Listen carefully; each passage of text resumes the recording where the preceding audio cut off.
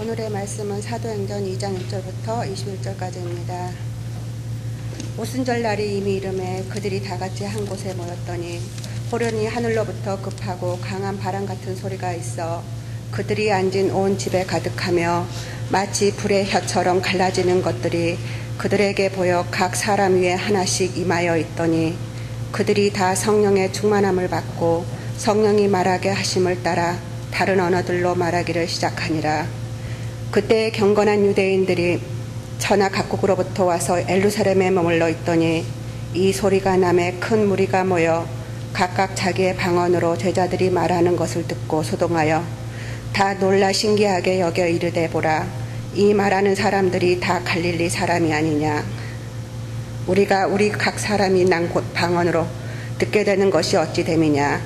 우리는 바데인과 메데인과 엘람인과 또 메소포다미아, 유대와 갑바도기아, 본도와 아시아,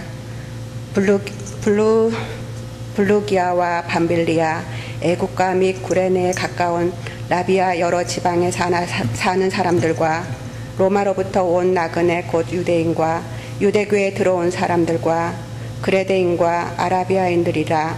우리가 다 우리의 각 언어로 하나님의 큰 일을 말함을 듣는도다 하고 다 놀라며 당황하여 서로 이르되 이 어찌된 일이냐 하며 또 어떤 이들은 조롱하여 이르되 그들이 새 술에 취하였다 하더라. 베드로가 11 사도와 함께 서서 소리를 높여 이르되 유대인들과 예루살렘에 사는 모든 사람들아, 이 일을 너희로 알게 할 것이니 내 말에 귀를 기울이라. 때가 제3시니 너희 생각과 같이 이 사람들이 취한 것이 아니라 이는 곧 선지자 요엘을 통하여 말씀하신 것이 일렀으되 하나님이 말씀하시기를 말세에 내가 내 영을 모든 육체에 부어주리니 너희의 자녀들은 예언할 것이요 너희의 젊은이들은 환상을 보고 너희의 늙은이들은 꿈을 꾸리라. 그때에 내가 내 영을 내 남종과 여종들에게 부어주리니 그들이 예언할 것이요 또 내가 위로 하늘에서는 기사를 아래로 땅에서는 징조를 베푸리니 곧 피와 불과 연기로다. 주의 크고 영화로운 날이 이르기 전에 해가 변하여 어두워지고 달이 변하여 피가 되리라. 누구든지 주의 이름을 부르는 자는 구원을 받으리라 하였느니라. 기도하겠습니다. 참 좋으신 하나님 감사합니다. 하나님 때문에 저희가 기뻐합니다. 하나님 때문에 저희가 행복합니다. 하나님 때문에 저희가 늘 감사한 삶을 살아갈 수 있습니다. 이 모든 것이 하나님의 은혜이고 이 모든 것이 하나님의 인도하심 때문입니다. 오늘 저희를 한 곳으로 불러 모아주시고 하나님의 말씀 앞에 겸허히 엎드리게 하시니 감사드립니다. 겸손하게 하시고 하나님의 음성에 귀 기울이게 하시고 우리의 무지함과 우리의 죄악과 우리의 겸손하지 못함이 우리의 눈과 귀를 막지 않도록 하나님 인도하여 주시옵소서. 예수님의 이름으로 기도합니다. 아멘. 오늘이 2000년 전 예수님께서 사역을 마치시고 승천하신 후 제자들에게 약속하신 그 성령 하나님이 임하신 성령 강림절입니다. 오늘 본문 1절에 의하면 유대인들은 이날을 오순절이라고도 하고 저희는 성령 하나님께서 강림하셨다 하여서 성령 강림절이라고 말하기도 합니다. 그래서 이 성령 강림절은 기독교인, 교인인 우리에게 굉장히 중요한 날이고 즐거운 날입니다. 또 다른 한편으로는 이 성령 강림절은 모든 교회의 생일이기도 합니다. 예수님께서 당신과 그의 제자들이 함께 하나님의 나라에 대해서 증거를 하고 선포하고 당신의 사역을 마치신 후에 승천하십니다. 그리고 그 사역을 제자들에게 허락하셔서 성령 하나님이 임하신 이후에 오늘 본문 이후에 보시면 베드로의 설교 이후에 약 3천여 명이 회개하여서 그 무리들이 한 곳에 모여서 찬미하고 서로 물건을 나누고 서로 공동체 생활을 시작합니다. 그게 교회의 시작입니다. 그래서 성령 하나님의 역사, 이 땅에 이루신 그 성령 하나님의 역사심과 그 일들이 곧 오늘날 우리 교회의 역사와 우리 교회의 일들입니다. 그래서 오늘이 참 의미 있는 날입니다. 성령 하나님의 그 역사가 바로 여러분들과 저의 역사이고 일이기도 합니다. 오늘 이 오순절 사건들을 여러분들이 잘 보시면 너무 많은 기적들로 가득 차 있습니다. 성경은 말하길 급하고 강한 불의 혀가 방 안에 온 동네를 가득하게 해서 제자들 위에 임하고 제자들을 성령님께서 인도하셔서 방언을 말하게 하고 또 그 방언을 통하여 그 동네에 있는 그 땅에 있는 모든 사람들이 놀라고 충격을 받는 그런 내용들로 구성되어 있습니다. 이 오순절 사건은 충격이에요. 이 오순절 사건은 놀라움입니다. 우리에게도 이 사건이 놀라운 사건이 되기를 바랍니다. 때문에 오늘날 많은 교인들이 이 오순절 성령님이 임하시는 사건이 그 정도로 위대하고 놀라운 것이기 때문에 많은 시간을 들여서 신앙에 열심을 내어서 그 성령 하나님의 은혜를 체험하길 원합니다. 네, 아주 좋고 아주 바람직한 현상입니다. 그러나 때로는 또 다른 한편으로는 오늘 이 오순절 사건의 본문을 유심히 잘 살펴보면 또 한편으로는 이 사건이 너무나 평범한 사건인 것을 너무나 평범한 사건이었던 것을 저희가 발견할 수 있습니다. 이 본문을 기록하고 있는 저자는 잘 살펴보면 사람이 죽었다가 살아나거나 병든 사람이 그 병이 회복하거나 어떤 그런 기적들을 기록하고 있는 게 아니라 아주 지극히 평범한 일들을 기록하고 있다는 거예요.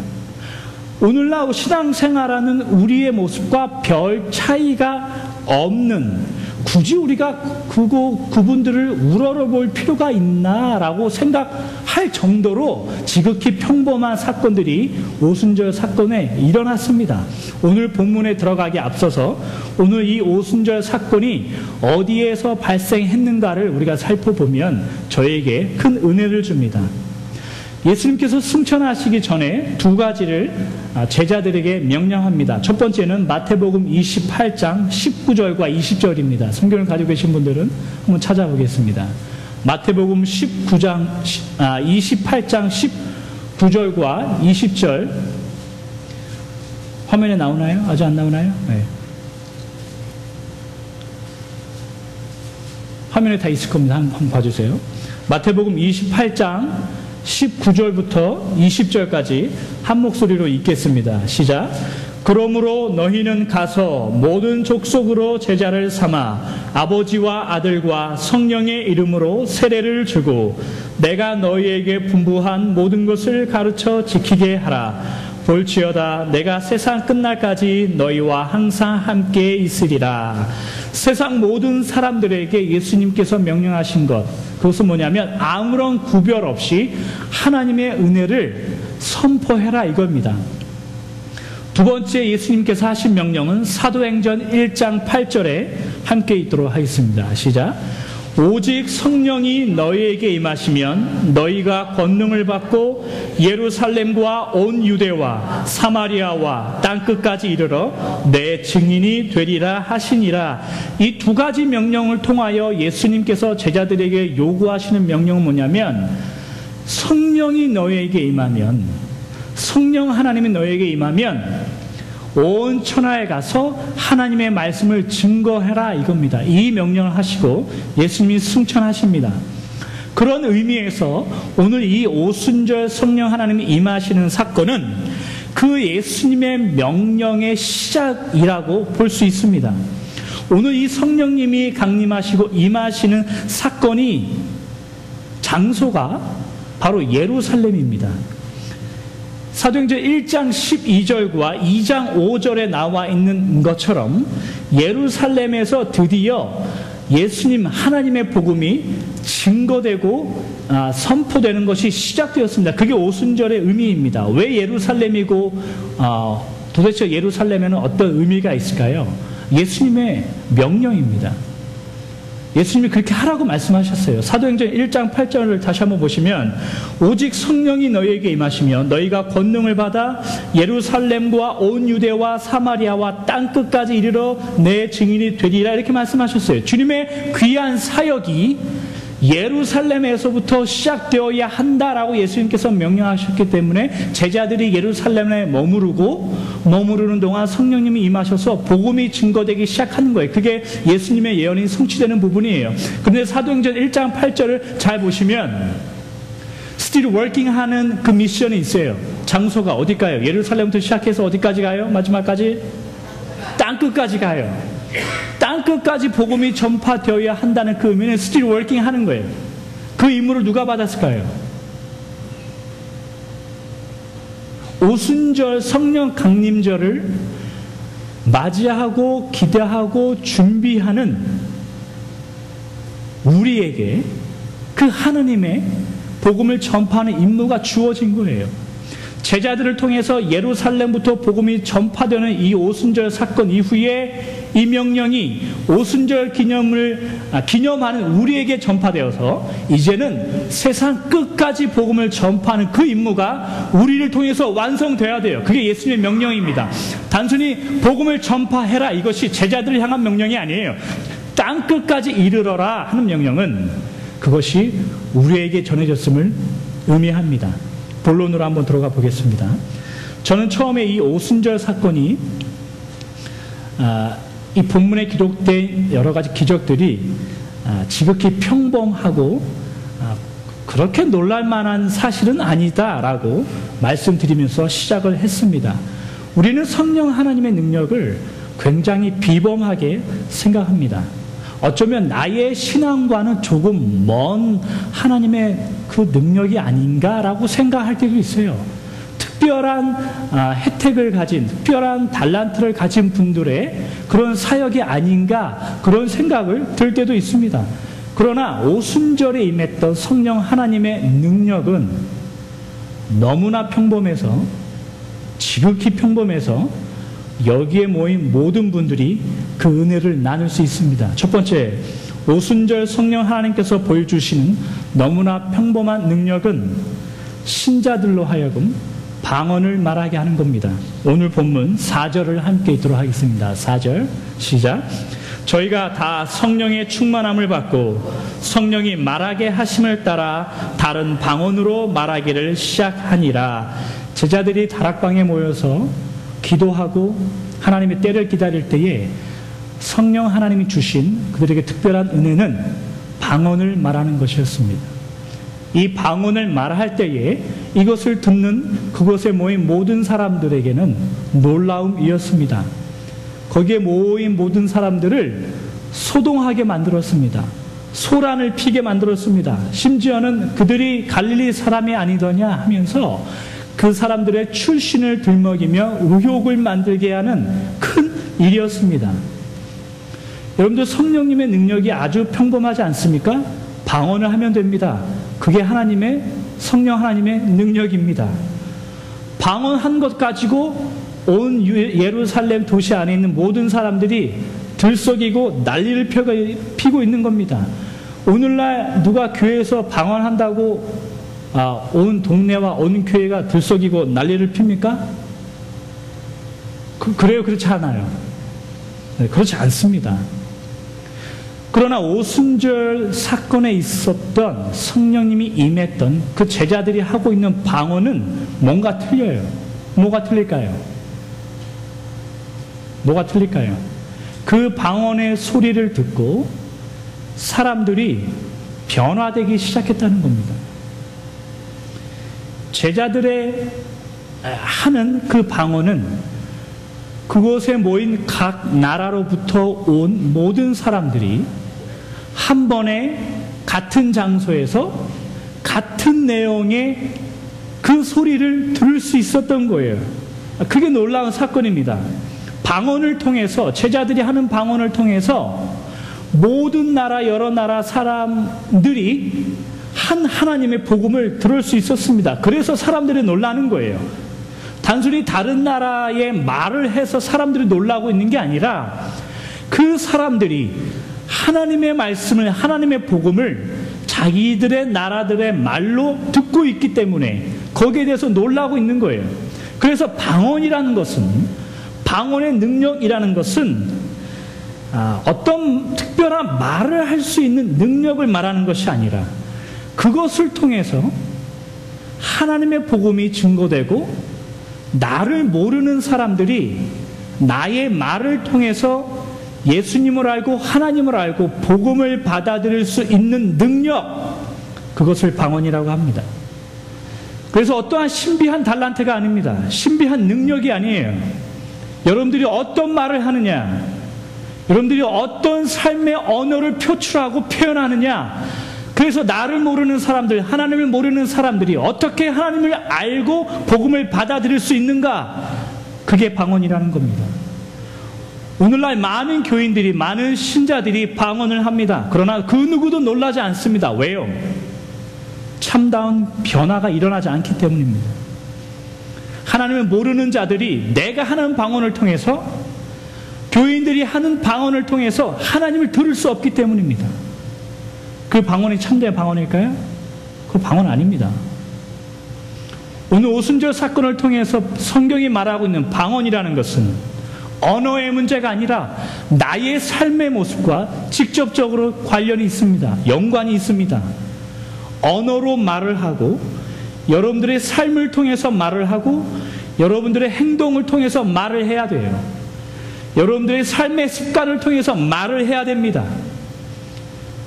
그래서 그것을 보고 하나님을 모르는 자들이 어떻게 저 사람이 말하는 것을 보고 어떻게 하나님을 알 수 있는가? 그게 방언이라는 거예요. 세상이 우리의 언어를 보고 놀라는 것, 그 언어를 하셔야 됩니다. 그래야 참된 방언을 하는 사람들입니다. 두 번째, 오순절 사건이 말하는 성령 하나님의 지극히 평범한 능력은 무엇이냐면, 성령님의 능력은 탁월하고 우월한 영적인 능력을 갖는다는 그런 의미가 아니라는 것입니다. 이것은 능력의 문제입니다. 오늘 본문 14절을 함께 읽도록 하겠습니다. 시작. 베드로가 11 사도와 같이 서서 소리를 높여 가로되, 유대인들과 예루살렘에 사는 모든 사람들아, 이 일을 너희로 알게 할 것이니 내 말에 귀를 기울이라. 아멘. 성령의 능력은 탁월하고 우월한 특정한 능력이라고 성경은 말하지 않습니다. 오순절 사건은 더더욱 그것을 말하고 있지 않습니다. 오늘 오순절 사건을 경험했던 제자들을 한번 보십시오. 오늘 본문을 잘 살펴보면 오순절 성령 하나님이 임하시는 사건을 경험한 제자들에게 어떤 특별한 변화가 생기지 않습니다. 그냥 노멀합니다. 주일날 예배드리고 집에 돌아가서 우리가 너무 아주 평범한 삶을 살듯이 제자들에게도 어떤 특별한 변화가 있었던 게 아니에요. 딱 한 가지 제자들이 변화된 게 있습니다. 오늘 오순절 사건에 지금 말씀을 전하고 있는 게 누구냐면 베드로입니다. 베드로예요. 근데 이 베드로가 누구입니까? 한번 잘 생각해 보십시오. 생각보다 행동이 먼저 되는 사람이에요. 그냥 행동으로 하는 게 빠르지 한번 생각하고 말하는 것이 이게 안 되는 사람이에요. 저 사람들 술 취한 것 같은데 가서 주먹 날리는 게 더 빠르는 게 이런 쪽에 더 가까우신 분이 베드로 사도였습니다. 이렇게 행동이 더 빨랐던 베드로 사도가 한번 보십시오. 지금 말로 하고 있는 거예요. 말을 하고 있는 거예요. 내가 모르는 사람에게 하나님에 대해서 말할 수 있는 것, 그거 여러분들 쉬운 거 아닙니다. 내가 전혀 모르는 사람들에게 하나님에 대해서, 내가 받은 은혜에 대해서 쉽게 나눌 수 있는 것, 그거 쉬운 거 아닙니다. 오순절 성령님이 임하시고 제자들에게 생긴 변화는 자기가 받은 은혜를 담대하게 다른 사람에게 나눌 수 있는 능력을 가지게 된 것입니다. 저 이것을 실험하기 위해서 한국에서 신학 공부할 때 나름 훈련하고 연습했어요. 택시나 버스만 타면 옆에 있는 분들에게 그런 말을 걸기 시작했어요. 교회 다니세요? 예수님 믿으세요? 10중 8구 저를 이렇게 쳐다봅니다. 그리고 한 발짝 떨어집니다. 내가 모르는 사람들에게 하나님에 대해서 말하는 것 쉽지 않습니다. 그게 하나님의 능력이에요. 그게 오순절 성령 하나님의 역사를 경험한 사람들이 할 수 있는 성령 하나님의 능력이에요. 뭔가 스피리추얼한 무슨 영적인 무엇을 말하는 게 아닙니다. 누가복음 12장 8절 한번 가볼게요. 누가복음 12장 8절부터 한번 읽어보겠습니다. 시작. 내가 또한 너희에게 말하노니 누구든지 사람 앞에서 나를 시인하면 인자도 하나님 사자들 앞에서 저를 시인할 것이요 사람들 앞에서 나를 부인하는 자는 하나님의 사자들 앞에서 부인함을 받으리라. 누구든지 말로 인자를 거역하면 사하심을 받으려니와 성령을 모독하는 자는 사하심을 받지 못하리라. 사람이 너희를 회당과 정사 잡은 이와 권세 있는 이 앞에 끌고 가거든 어떻게 무엇으로 대답하며 무엇으로 말할 것을 염려치 말라. 마땅히 할 말을 성령이 곧 그때가 되면 너희에게 가르치시리라 하시니라. 예수님의 말씀입니다. 너희들에게 사람들과 변론하게 된다면, 하나님의 은혜를 필요하게 된다면 염려하지 말라는 거예요. 왜? 그때가 되면 성령 하나님이 마땅히 할 말을 알게 해주시겠다. 그게 성령님의 능력인 거예요. 지금 베드로는 저것들 가서 한 대 쳐버려. 이거 아직 성격 죽지 않았는데, 지금 이런 마음으로 하나님의 말씀을 증거하고 있는 것이 아니라 성령 하나님이 부어주시는 그 힘으로 하나님의 말을 하고 있는 거예요. 하나님의 능력, 성령님의 능력을 체험한 사람은 하나님의 말을 하는 사람들입니다. 하나님의 말을 하고 사시는 여러분들 되기를 바랍니다. 그게 성령 하나님의 능력을 체험한 사람들입니다. 삶 가운데 선한 말을 하십시오. 삶 가운데 옳은 말을 하십시오. 다른 사람에게 용기 주는 말을 하십시오. 다른 사람을 섬기는 말을 하십시오. 여러분들이 알지 못하는 분들에게 하나님에 대해서 과감히 한번 말해보세요. 그것이 성령 하나님의 은혜를 받은 사람들의 모습입니다. 그것이 바로 오순절 사건, 성령 강림을 경험한 제자들이 변화하는 모습입니다. 저희도 그렇게 변화되길 바랍니다. 세 번째, 오순절 성령님께서 보여주시는 아주 평범한 하나님의 능력은 탁월한 사람들만, 선택된 사람들만 갖게 되는 그러한 능력이 아니라는 것입니다. 오늘 본문 7절을 함께 읽도록 하겠습니다. 시작. 다 놀라 기이 여겨 이르되 보라, 이 말하는 사람이 다 갈릴리 사람이 아니냐. 그곳에 모인 모든 사람들이 이렇게 말합니다. 이 사람들이 다 갈릴리 사람들이 아니냐, 이렇게 말합니다. 갈릴리 사람이라는 말은 아주 무시하는 말입니다. 아주 업신여기는 말입니다. 그 당시에 갈릴리라는 지역을 잘 이해를 할 필요가 있어요. 역사적으로 갈릴리라는 동네는 아주 작고 유대인이나 헬라인이나 관계없이 그곳에 살던 사람은 사회적으로 굉장히 직급이 낮은 사람들입니다. 가난한 사람들이에요. 병든 사람들이에요. 그래서 여러분들이 성경을 읽으실 때 저 사람 가난한 사람이 아니냐, 가난 이렇게 나오면 굉장히 부정적인 의미로 이해하시면 돼요. 저 사람 갈릴리 사람이야. 가나안이 아니라 갈릴리입니다. 죄송합니다. 저 사람 갈릴리 사람이야 라고 이야기할 때 저 사람은 저 사람 별 볼 일 없는 사람이야 이렇게 말할 수도 있어요. 그런데 이 갈릴리를 잘 이해하기 위해서는 예수님의 사역을 잘 이해해야 돼요. 왜냐하면 예수님이 자라나신 곳이 갈릴리예요. 그리고 예수님을 환영하고 환대하고 늘 예수님을 따랐던 사람들이 갈릴리 사람들이에요. 그리고 예수님이 본인이 사역을 다 하시고 쉬시기 위하여 돌아오신, 저녁 되면 돌아오신 곳이 어디냐면 갈릴리 동네예요. 그리고 예수님께서 고쳐주신 병자들, 죄인들, 함께했던 세리들, 여인들, 예수님이 병 고쳐주신 모든 사람들, 그 사람들이 다 갈릴리 사람들이에요. 그러니까 갈릴리 사람들이 어떠한 사람인지 여러분들 이해하실 수 있잖아요. 그죠? 그 갈릴리한 지역이 어떠한 지역인지 이해하실 수 있잖아요. 바로 그 사람들, 바로 그 갈릴리 사람들이 오늘 이 오순절 사건, 성령님이 임하시는 그 사건의 핵심 인물들이라는 거예요. 이거 아주 성경이 말하는 아주 위대한 반전 중에 하나입니다.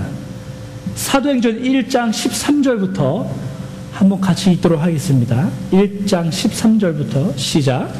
들어가 저희 유하는 다락에 올라가니 베드로, 요한, 야고보, 안드레와 빌립, 도마와 바돌로메, 마테와 및 알페오의 아들 야고보, 셀로신 시몬, 야고보의 아들 유다가 다 거기 있어 여자들과 예수의 모친 마리아와 예수의 아우들로 더불어 마음을 같이하여 저녁 기도에 힘쓰니라.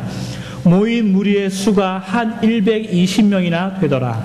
그때에 베드로가 그 형제 가운데 일어서서 가로되 저 사람들이 갈릴리 사람들이 아니더냐라고 거기에 모인 사람들이 이 얘기했을 때 그 사람들이 몇 명이라고요? 120명이나 됐어요. 그냥 예수님의 제자들만이 아니었어요.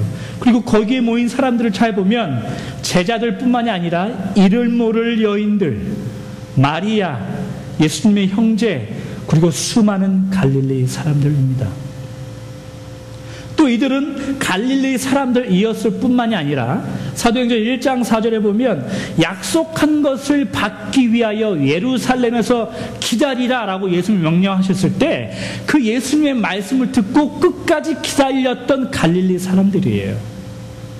소외되고 인정받지 못하고 사회적으로 비천하고 다른 사람들에게 쉽게 외면당한 사람들, 그러나 하나님의 약속을 기다렸던 사람들, 그 사람들이 성령 하나님의 능력을 체험한 사람들입니다. 그렇습니다. 하나님의 능력은 지극히 평범한데 그것이 누구에게 일어나냐면 하나님을 기다리는 자에게 일어납니다. 하나님의 말씀을 순종하는 자들에게 일어납니다. 하나님은 하나님을 기다리는 자에게 시선을 향합니다. 하나님의 말씀을 순종하고 믿는 사람들에게 그 시선을 향합니다.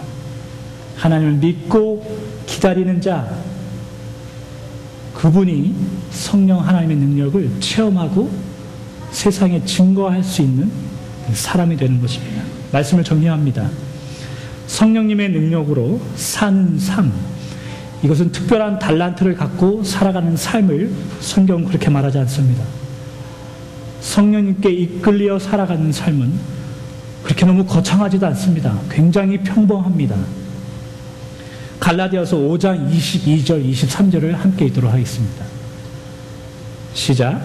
오직 성령의 열매는 사랑과 희락과 화평과 오래 참음과 자비와 양선과 충성과 온유와 절제니 이 같은 것을 금지할 법이 없느니라. 이것이 성령님의 능력입니다.